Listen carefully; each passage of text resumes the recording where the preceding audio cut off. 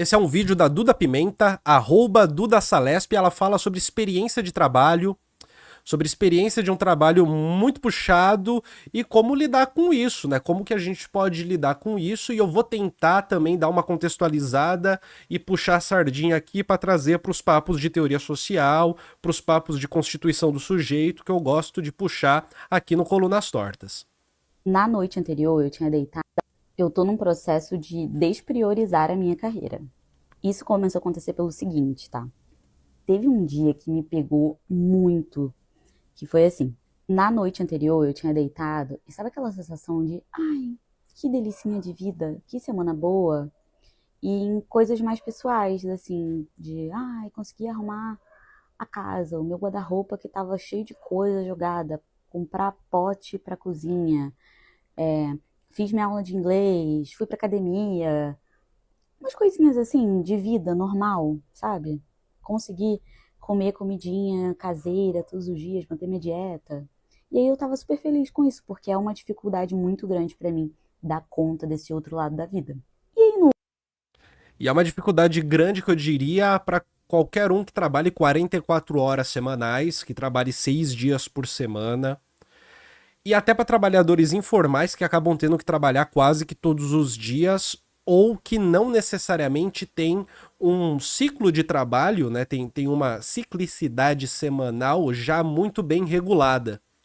A dificuldade de você resolver problemas no meio da semana, a dificuldade de você passar tempo com a sua família, de você ir numa reunião do seu filho da escola, de você pagar uma conta no banco se for necessário, resolver um problema num cartório se for necessário, por aí vai, né?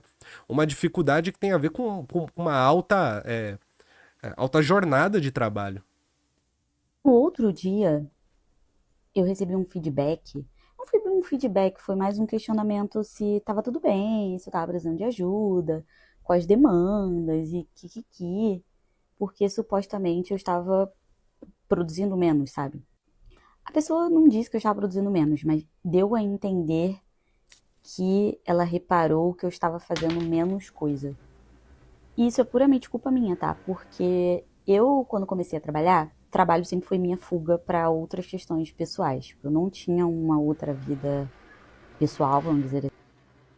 O lance é o seguinte, eu sinceramente não acho que isso é culpa dela que colocou a régua lá em cima. Eu não acho que isso é culpa dela que colocou a régua lá em cima. Até porque a ética é uma parada que vai e vem, né? Ética é um negócio que tá entre todos nós. Ética é uma coisa que existe entre todos nós. A exigência de um trabalho para além do normal não se trata só de alguém permitir que isso seja exigido, mas se trata também de quem está exigindo esse trabalho para além do normal, né? Então, assim, nada mais comum, e assim, principalmente em São Paulo, né? Eu moro em São Paulo isso é uma coisa extremamente comum. Nada mais comum do que alguém que dá um gás, tá inserido numa ideologia da produtividade muito forte, dá um gás muito forte, de tal maneira que quando passa a fazer um trabalho no horário normal, ou quando passa a absorver demandas que são reguladas, isso parece soar estranho no ambiente de trabalho. Principalmente se tratando de escritório, se tratando de empresas de alta performance, nesse tipo de ambiente. Aí a coisa ela fica assim difícil de lidar, porque aos poucos tudo se passa como se fosse você mesmo que tivesse dito que o ritmo bom é esse. É o alto ritmo, é a alta performance. Mas na prática todo mundo sabe que altas demandas, elas têm um gargalo e elas geram um estresse. Todo mundo sabe que se a pessoa está fazendo hora extra todo dia, tem alguma coisa de errado. Vai ter algum dano nisso. Assim, porque ela era toda zoada e tinha muitos problemas. E o trabalho, ele era a minha fuga. Então eu focava totalmente naquilo. Então toda a minha energia ia para aquilo. Isso fez eu ter uma capacidade produtiva muito alta. Então eu sempre consegui pegar muitos projetos ao mesmo tempo, fazer muita coisa. É, e isso fez eu crescer muito rápido na carreira. Eu vejo isso. Isso foi bom para mim no final, porque, enfim. Essa é a chave do sucesso, né? Eu acho que eu também fiz muito isso dos, sei lá, 24 até 30 anos pra caramba. de se dedicar demais, demais, demais e conseguir ter um ganho com isso, né? Conseguir ter um ganho de fato com isso. Dentro de lugares em que essa dedicação de fato ela faz com que você consiga dar passos para frente, né? Você não fica estagnado. No entanto, tem uma coisa que é relevantíssima, né? A esfera do trabalho não é a única esfera de sociabilidade ou de realização que existe na vida. Definitivamente. É óbvio, como eu disse no início do vídeo, alguém que fica 44 horas por semana no trabalho, 2 horas ida e volta, 44 na semana, 2 de ida e volta, 2 para ir, 2 para voltar, aliás, 4 de ida e volta, por exemplo. Aí 4 vezes 5, 20. Mais o último dia do sábado, 24. 24 mais 44, 68. Já são 68 horas gastas, a 1 hora de almoço ainda, mais 6. 68 mais 6 vai dar 74. Então você tem 74 horas que estão sendo gastas na sua semana relacionadas com o trabalho, relacionadas com a permanência no trabalho, que te colocam nesse ambiente de trabalho e que meio que preparam o seu dia para isso, né? Junto com isso, pensa aí, 8 horas de sono por dia. 8 horas de sono por dia, você soma isso junto com essas horas. Eu tô fazendo essas somas aqui, de hora, porque o que interessa é o que sobra. E o que sobra seria a sua vida social. Seria a sua vida que você dedica para você, para seus projetos, para sua vida, para você ler um livro, para você jogar o seu videogame, para você trocar ideia com seus amigos, para você bater um futebol, para você encontrar de repente as suas amigas e beber uma cerveja, para você ver um filme, sabe? Para você tocar projetos pessoais, caso você tenha, para você ir para a igreja, se for o caso, e por aí vai, para ter o seu dia a dia, né? Para ter a vida que você escolhe ter, não a que você precisa ter, por exemplo. Para dedicar sua vida para lugares que não necessariamente você está sendo coagido por questão econômica, mas que você pode colocar um pingo de uma preferência nisso, de repente. E aí, quando a esfera profissional ela se torna a única da sociabilidade, a única do entendimento das regras do dia a dia, a única que fornece uma ética de vida, ferrou. Ferrou. A probabilidade de um burnout é gigantesca, mas não precisa nem chegar no burnout. A probabilidade de um definhamento da vida enquanto vida, de um definhamento da sua expansão no mundo, do definhamento da possibilidade de você gozar das sensações que você não precisa nem gastar dinheiro para ter de repente, é muito difícil.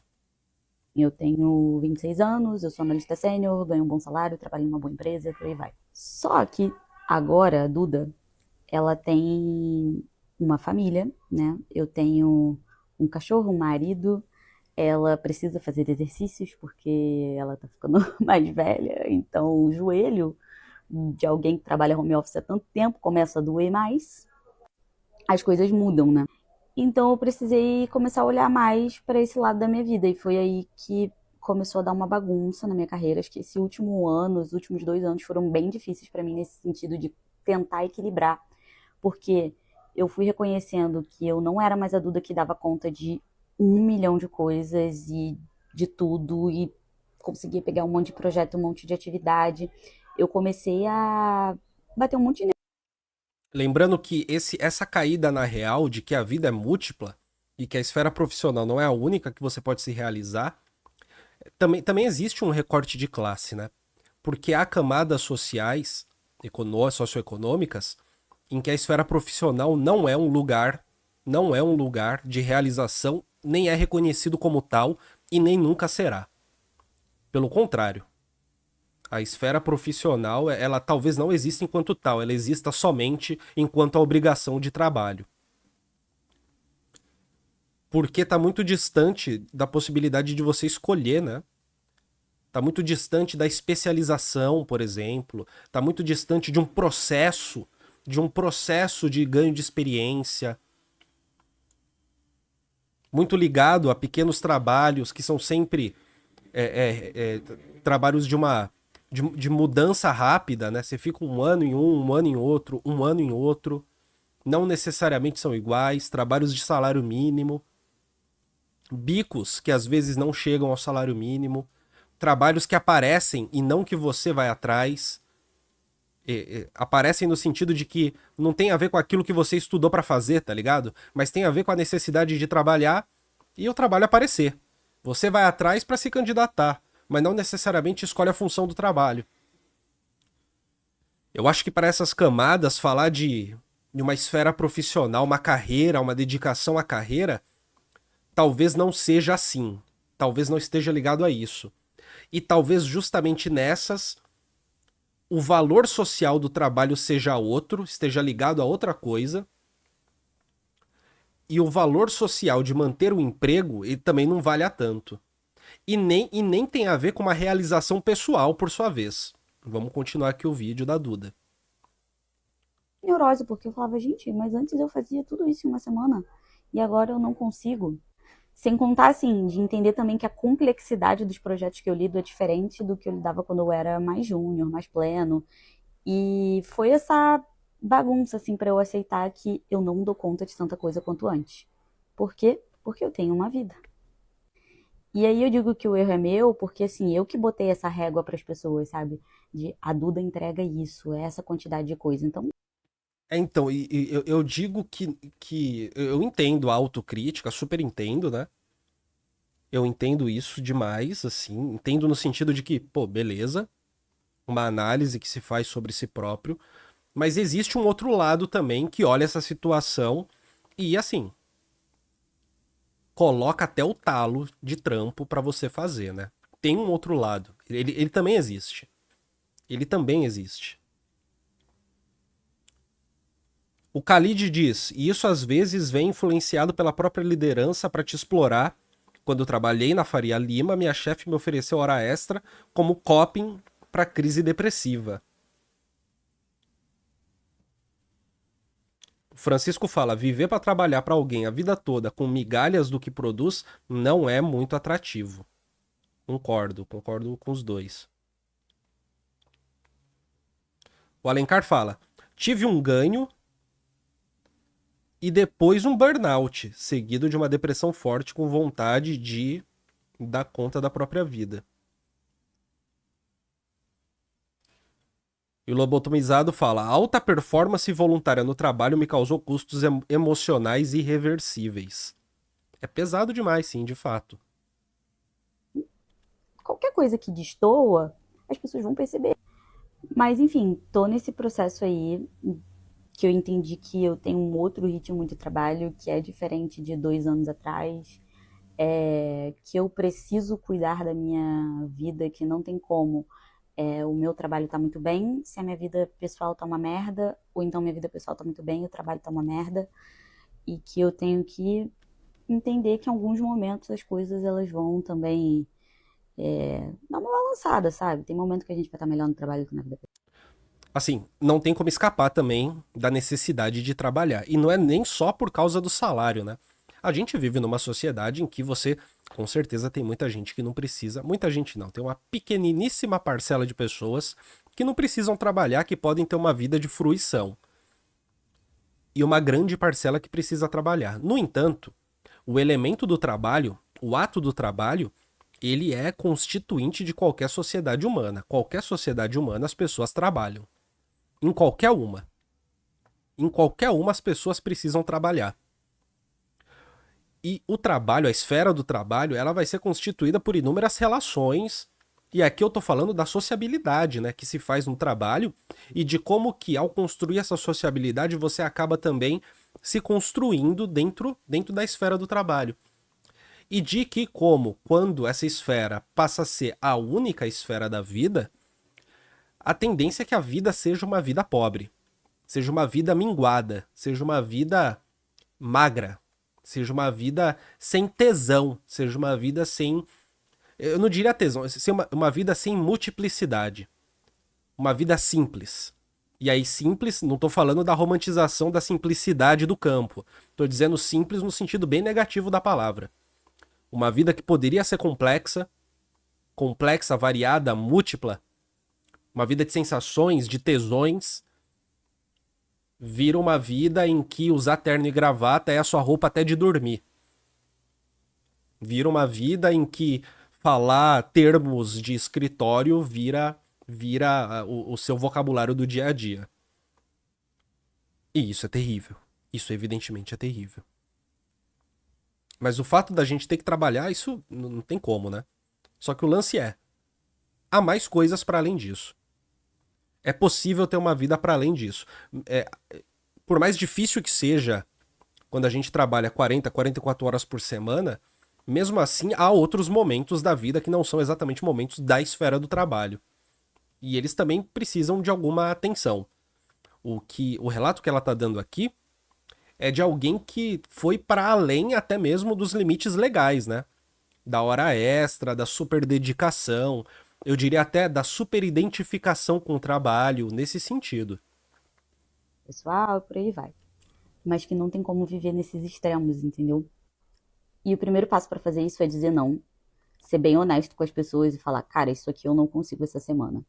Porque se você vê, vou ter que ficar até um pouquinho mais tarde para entregar isso aqui num dia, ou então isso vai bloquear as 8 horas da minha agenda, não, porque não tem como você ficar 8 horas direto em produção. Isso é impossível. Tipo, você não consegue fazer uma coisa atrás da outra. Sim, você tem que ter uns 15 minutos.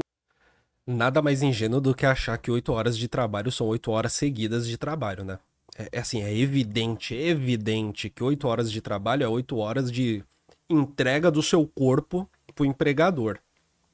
Porque a prática do trabalho mesmo, de fato, você vai fazer um pouquinho, daí você vai desbaratinar um pouco, daí você vai fazer mais um pouco, desbaratinar mais um pouco. É evidente que é zoado, né? Você trabalhar 1 hora e ficar o resto do dia pasmando, né? O tipo de coisa que, como é que fala? Fatalmente causa demissão. Sem dúvida nenhuma causa demissão. Mas nada mais normal do que você trabalhar 1 horinha, daí 15 minutinhos, toma um cafezinho, troca uma ideia, trabalha mais 1 hora. 15 minutinhos, vê uma notícia, vê um videozinho, trabalha mais 1 hora. E esse é o tipo de coisa que é muito difícil, por exemplo, quando se trabalha em call center, né? Em call center é tão regrado o ritmo do trabalho, os descansos de 15 minutos e tudo mais, que fica difícil de administrar, fica difícil de se manter. Minutos que você respira, que você toma um café, isso existe, gente. Não é impossível, impossível. O outro foi ter compromissos comigo ao longo do dia. Vai dar 6 horas, eu vou sentar, eu vou tomar um café com meu marido que já chegou do trabalho. Principalmente para quem faz home office, né? Para quem faz home office, estabelecer horários específicos ao longo do dia é muito bom até para poder marcar os limites. O início do trabalho, a pausa, o fim do trabalho, o início de uma vida que não está mais ligada à preocupação do trabalho. Para quem não faz home office, a ciclicidade, eu entendo que ela é mais semanal, assim. A ciclicidade. Que é assim, quarta-feira eu vou jogar bola com os meus amigos, né? Quinta-feira eu vou sair com as minhas amigas e beber uma cerveja. Sexta-feira eu vou jogar um society com os meus amigos ali. Sábado eu vou pro jogo. Vou ver o futebol no estádio, por exemplo.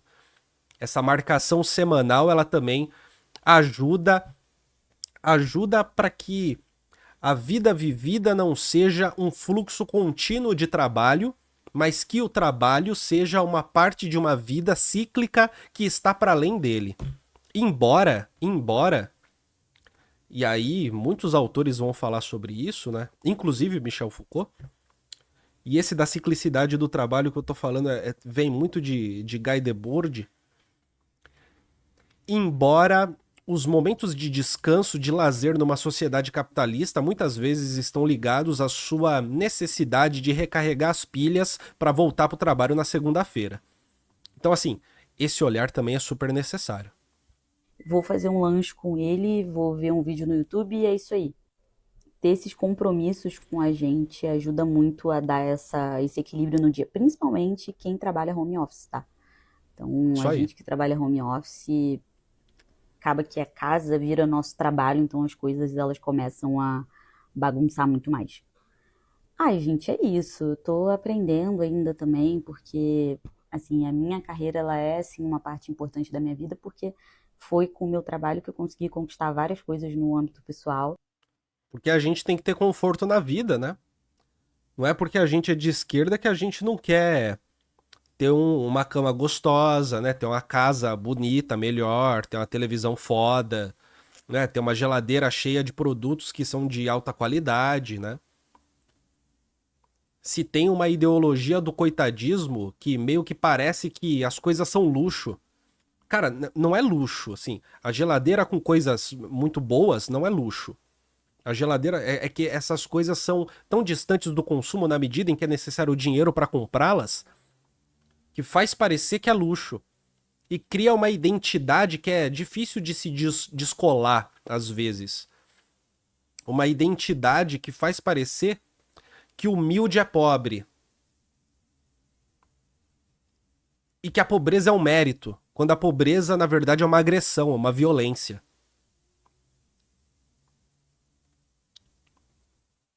Mas eu tô começando a entender que ela não é tudo, que não é dela que virá toda a satisfação. E eu, né, criada a Diabo Veste Prada, achei que sim, que a carreira que me levaria a todos os momentos.